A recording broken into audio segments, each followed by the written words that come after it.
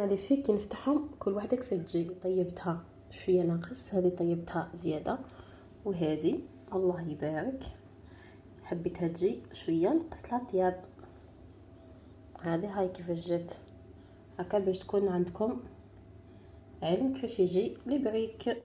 فوالا نبداو لهنا على بركه الله. نحط لافاي كما راكم تشوفوا، نضيف البطاطا، نزيد لا فيونداشي، بصل، نزيد هنا لي زوليف، معدنوس، جبن، شويه فلفل حار ما حبينا، ونحط فيها بيضه كامله.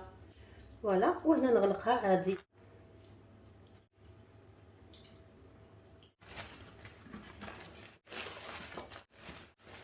نوجدهم كامل ومن بعد نغلقها كي نكون نطيبهم.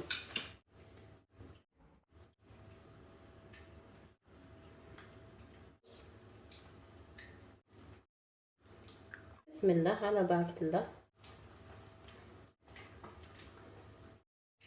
هريسة لهنا،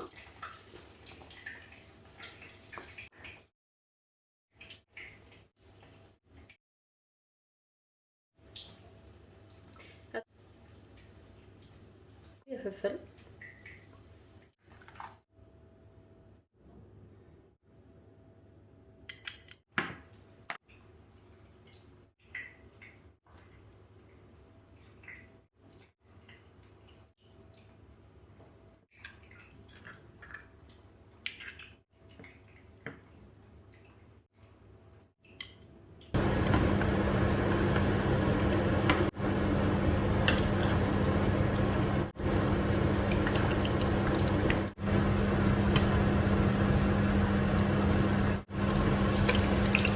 بارك الله اللهجة كيفاش جات البيضة ذايبة.